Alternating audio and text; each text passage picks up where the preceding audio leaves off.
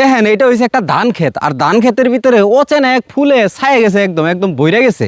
দেখেন এই যে এগুলো কি ফুল, সুন্দর আছে ফুলগুলা। এই যে দেখেন কত ফুল, এগুলো হচ্ছে অচেনা ফুল, এগুলো আমি কোনোদিনও দেখি নাই। দেখেন এইদিকে কত আছে, প্রচুর এই ফুল। দেখেন কি সুন্দর না? এই গাছটা একরকম শাপলা ফুলের গাছের মতো দেখা যাইতেছে, কিন্তু এটা শাপলা ফুল গাছ না। সুন্দর এই ফুলগুলা, এই যে দেখেন কত ফুল। এই ফুলগুলা উঠাই আমি কিছু।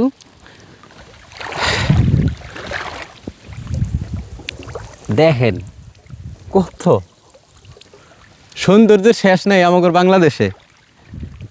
বাংলাদেশের গ্রামের দিকেই কিন্তু এগুলা দেখতে পাওয়া যায়, আর কোথাও এগুলা নাই। দেখেন এই ফুলগুলা হেবি সুন্দর না?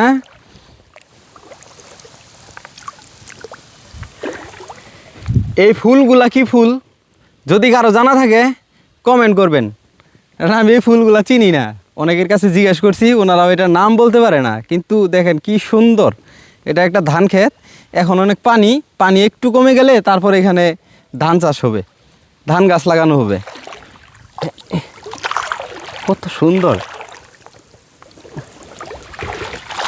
অনেক গুড়া মাছ এইদিকে দেখি আমি, প্রচুর পরিমাণে গুড়া মাছ। এই দেখেন, জাস্ট দেখেন ফুলগুলা, এটা কি ফুল? এই দেখেন সুন্দর, ওয়াও হেবি সুন্দর এই ফুলটা। আচ্ছা এই ফুলটার নাম কি যদি কারো জানা থাকে তাহলে কমেন্ট করে জানাবেন। আমি আসলে এটা চিনি না যে এটা আসলে কি ফুল। এরকম প্রচুর অদ্ভুত জিনিস, প্রচুর অচেনা জিনিস আমাদের বাংলাদেশের গ্রামাঞ্চলে আছে, যেগুলা অন্য কোথাও দেখতে পাওয়া যায় না। দেখেন, আর এই যে এখানে একটা ইয়ার মতো আছে, বীজের মতো আছে। এটা দেখি কত সুন্দর দানা দানা এগুলার ভিতরে। এগুলা কি ড্যাব বলে নাকি?